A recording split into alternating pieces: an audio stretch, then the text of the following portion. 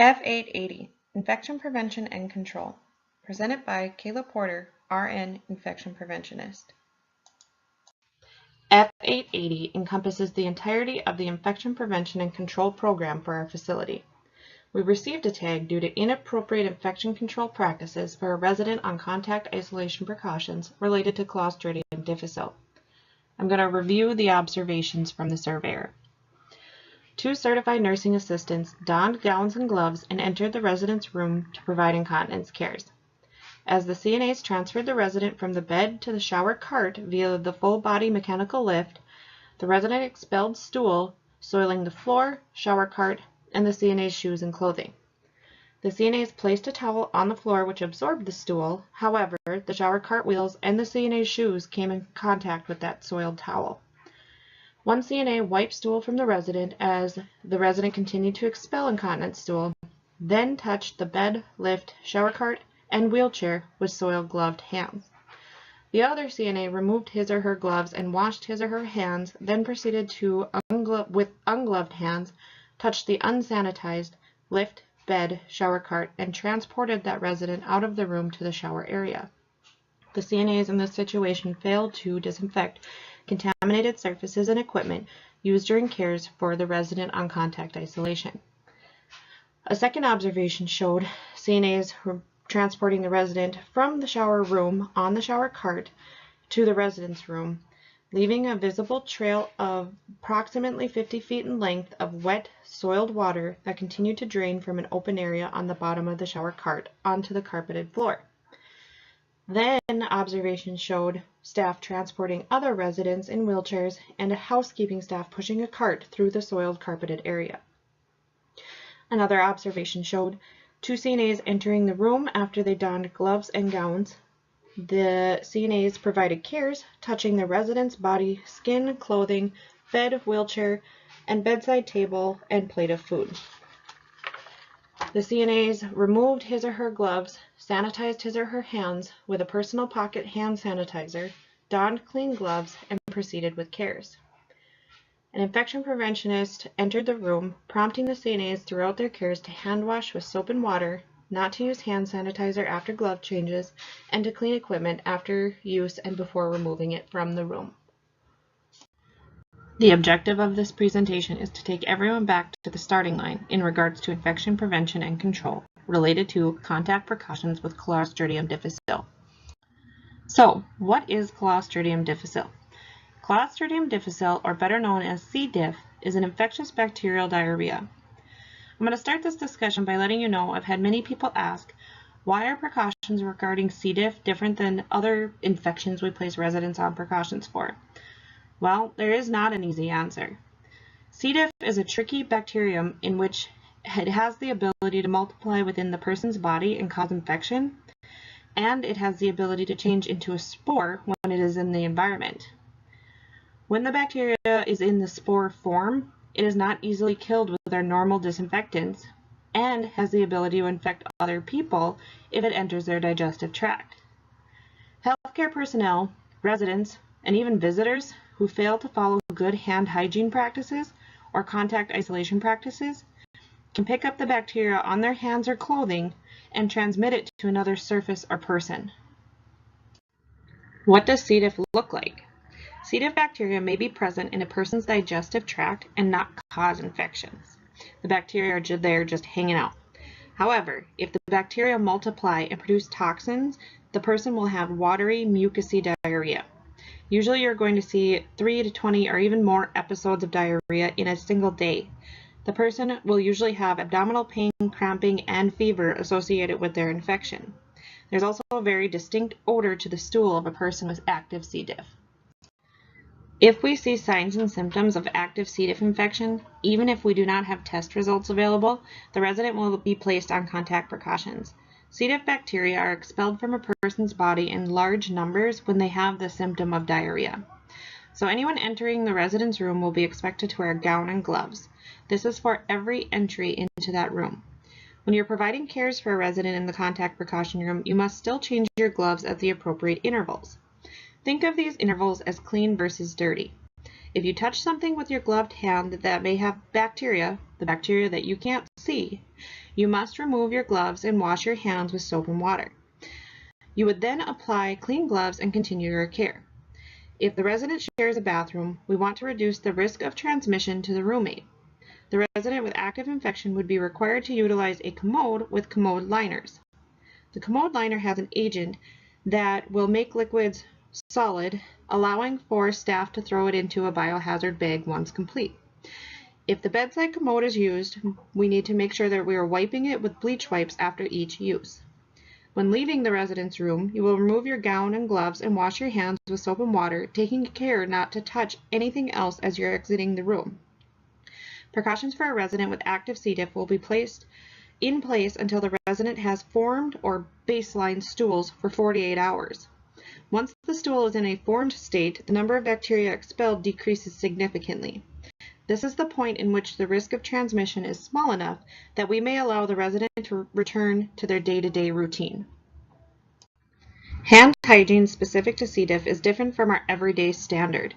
Neither hand sanitizer or soap will kill the Cdiff bacteria.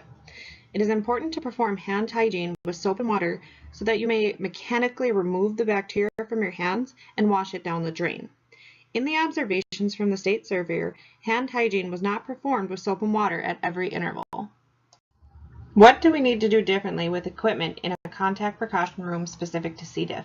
First, if applicable for the resident's care, we will utilize disposable equipment. If the person uses a mechanical lift, I would suggest designating a lift that can stay in the person's room for the duration of their illness. If a mechanical lift cannot be designated, the lift must be disinfected with a bleach wipe prior to leaving the resident's room every time. A vitals machine is another piece of equipment that may become contaminated if used on a resident with active Cdiff. With our new vitals machines just arriving, we now have the resource of the old vital machines. You may place one of the old machines in the resident's room to be used for the duration of the illness. Remember, even if the machine stays in the room, any part of that machine that comes in contact with the resident should be wiped with a bleach wipe after each use. Before the machine leaves the room, the machine and its attachments must be disinfected with bleach. It has also been discussed that a vacuum may be used in a Cdiff precaution room. However, the vacuum must be disinfected with bleach prior to leaving that room. When disinfecting the equipment, be sure to wipe the surfaces that have come into contact with the resident or the environment or your hands. Again, Cdiff can be an environmental contaminant, and our normal cleaning and disinfecting procedures will not kill the bacteria. This is why a resident who has active Cdiff is contained to their room to minimize the area in which we have to change our cleaning and disinfecting practices. In addition to the equipment that comes and goes from the room, surfaces in the room must be cleaned with a bleach product. High-touch surface areas in the resident's room will be cleaned at least daily with bleach or a bleach wipe. Again, anyone entering a room with active Cdiff must gown and glove. Once the precautions for this resident are discontinued, a final terminal clean must be completed by environmental services. This includes cleaning the carpet with a product that is able to kill Cdiff, utilizing the carpet extractor. Remember, every disinfectant has a contact time. This is the time the product must remain wet on whichever surface to be effective against whichever bug we're trying to kill. So for Cdiff and our bleach wipes, the contact time or the kill time is 3 minutes. In the surveyor observations, stools spilled onto the floor. If this is a known baseline for the resident being incontinent on surfaces, shoe covers must be worn in addition to gowns and gloves upon entering the room. If a stool spill does occur, the visible matter will be cleaned or shall be cleaned with a disposable absorbent material such as toilet paper or wipes, which is then discarded into the biohazard bag. Then, while you avoid the area, environmental services must be contacted to run the carpet extractor over the area with the Cdiff approved product. Or in the case of the mattress, you may use the disinfectant bleach wipe.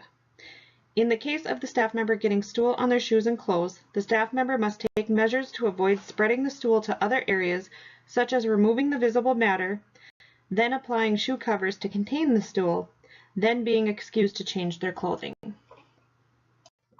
Laundry practices for a person on Cdiff precautions are no different than our normal facility laundering practices.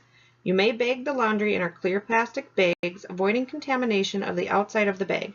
If the resident's family typically does their laundry, we will suggest that we launder their clothing for the duration of their infection.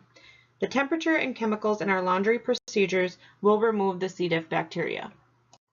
Our biggest goal is to contain any potential contamination to a small area where we have to change our disinfection and cleaning practices.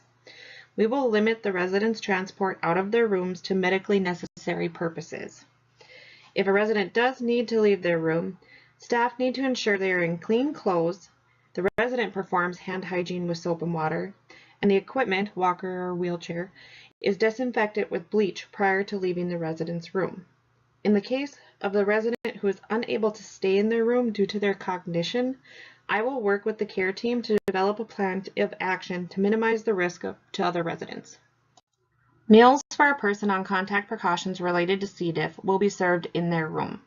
Dining services will send their meal on disposable dishware.